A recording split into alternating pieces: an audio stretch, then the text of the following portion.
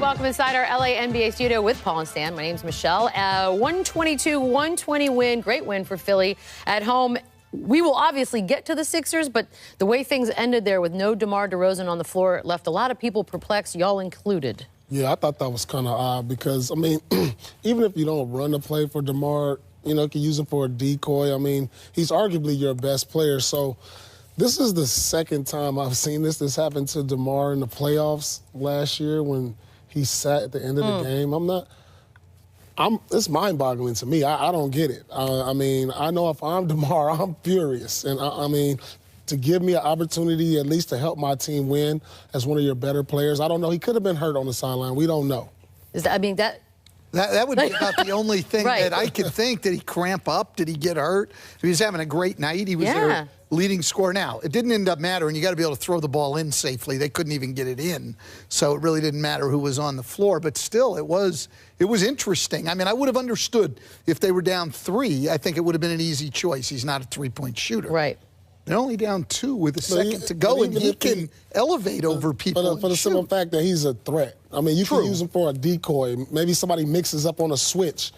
I don't know, but when you have a player of that caliber at the end of the game, I believe he has to be in Who's leading his team, 26 points. I'm sure he will be asked about. I'm sure he will. Sometimes he doesn't answer, but I would like to know why. As a coach, I would like to know why your leading scorer is not in that situation. Mark Jackson also seemed very confused by the whole thing. With that being said, I don't want to take away from what the Sixers did tonight, and we will start with the man that Izzy just finished speaking with there. Joel Embiid, his 40th triple-double on the season. What are your thoughts on that young man?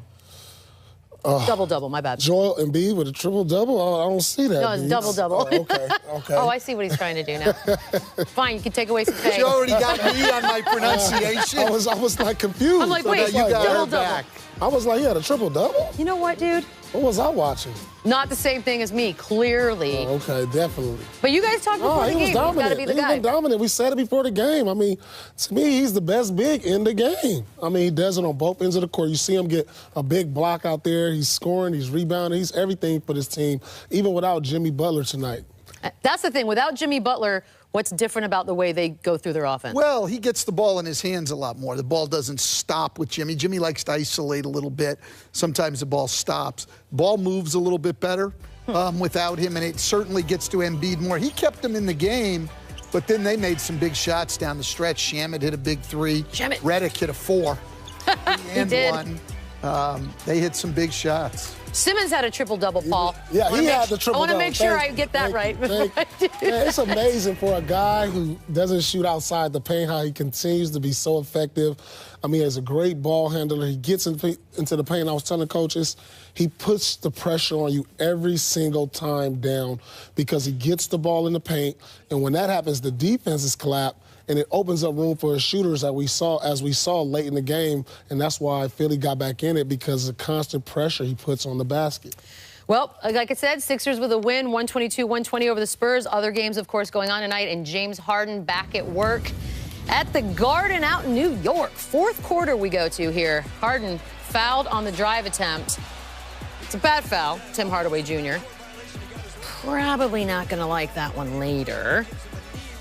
This one had a little bit of everything. Fizz got tossed. We had a lot we could watch in this, but of course it all comes down to Harden. Later in the fourth, Alonzo Trier. That's the guy you talk about a lot. He's been impressive this year. But check out this stat. Hold on. That's his career high on a steal. Check out this stat. Talk to me. Ooh. James Harden outscored the entire New York Knicks starting 5. Well, that's not good. I mean, this guy is on an incredible run. We're watching some unbelievable basketball from a great individual scorer, one of the great scorers of this generation. 61 points. And then the biggest shot in the game, though, is made by Eric Gordon, not James Harden. But it was Harden's ability because of the way Hardaway was playing him. He went and set the screen. They got a little confused, went under, and he got Gordon wide open. So it was still the greatness of James Harden creating the opportunity. I'll say this. This is giving me some memories from last year where we almost got spoiled by Russell Westbrook and the triple-doubles, and it became normal. We expected it. Now I feel like, 61 points. We almost expect it. At some point, though, and as the playoffs get around here, how are you going to deal with this guy? Well, he's going to see more double teams if he's playing with this lineup. Well, that's why they've got to get Chris Paul and Capella back. Yeah, it's going to even be scarier because they get these two guys back. So when you talk about doubling them, and especially in the playoffs because he's on such a great tear, how do you double a guy when you put a lob threat out there in Capella, another scoring threat in Chris Paul, and passing threat? This team is going to be a problem come playoff time with the way James Harden is playing. So I think he can keep this up the rest of the season. I mean, he's going great. I agree with you when Chris Paul and Capella come back. I can't believe, like, with the lineups they're putting out there, that he's not just seeing double teams from the start of the game. As soon as he crosses half court, come double, get the ball out of his hands, make him work to get it back. At least you're lower on the shot clock. The problem with doubling James Harden, I mean, it's like I'm sure coaches have thought about this. I mean, he's on a tear. But the problem is when you double in the middle of the court, it leaves so much space open for the corner three-pointers, and that's why you don't see him getting doubled as much in the middle. The easiest way to double him is when he comes off the pick and roll, but you see he's so good off the dribble without the pick and roll that you can say double him, but that's harder. That's harder than you think. Oh, no. It opens up some of the possibilities. Doubling in the middle of the floor, you're right. But the run this guy's on, he's proven he can beat you on his own. Absolutely. I'm going to take my chances 4-on-3 with the other guys. Right. I am. You got to say this guy's PJ Tucker, these guys got to go for 60. Yeah, well, they're going to have another shot to show off what they can do on Friday night. The Raptors will have their shot at James Harden and the Rockets. See if they can figure something out. We'll kick things off, of course, with a little NBA countdown at 7 Eastern. Watch everything on the app as well. And there was a scary moment tonight. Pacers hosting the Raptors, second quarter. Victor Oladipo falls, is obviously in a lot of pain. Appears as though he hits his knee on the floor, does grab it immediately, would be taken off the court on a stretcher. Woj actually saying that Pacers fear this could be a season-ending injury. He will have an MRI tomorrow. Final seconds of this one, Pacers clinging to a one-point lead. Thaddeus Young, head coach Nate McMillan gets his 600th career win. Pacers hang on to win. It's a bittersweet night, all in all. But time to get ready for our second game of the night. Courtside, Jokic. Let me ask you this. He's got a nice little matchup with Rudy Gobert tonight. What does he do? This guy has an IQ that is off the charts.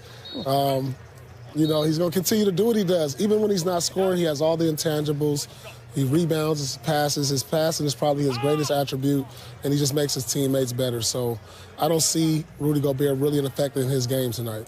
Well, no, and like we talked about earlier, what he can do to Rudy Gobert is pull him away from the basket, and then he can make the scoring passes, and Rudy Gobert is not back there to protect the rim, so they can get some stuff around the rim on Utah that most teams can't get. Donovan Mitchell seems to be getting things back together and heating up just when it counts the most, averaging nearly 31 a game during this last 6-1 stretch they've had. How did he manage to get back there? Well, I think it all started right before Ricky Rubio got hurt.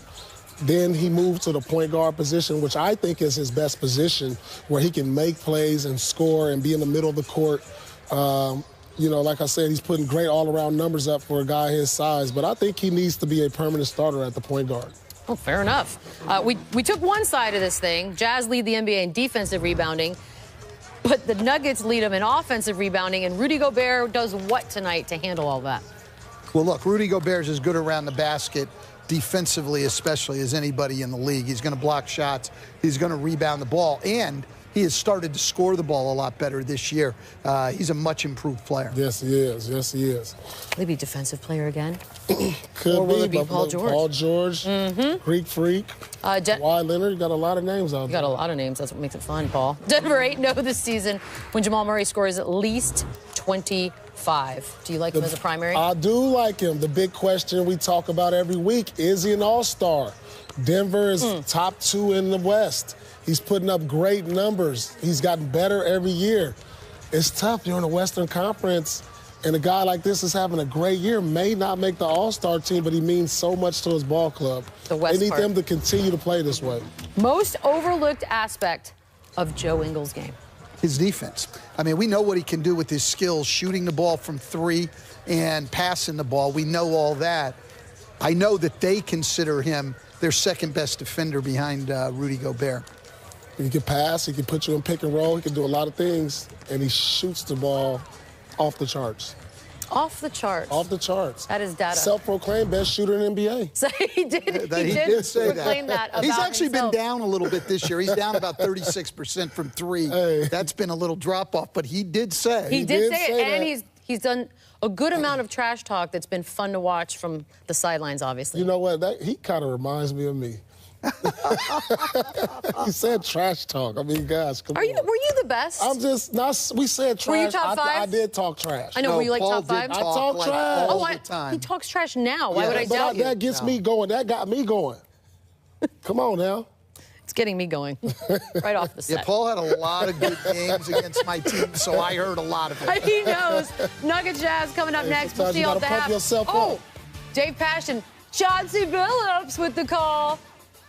See, Billups, I'm keeping your seat warm. A potential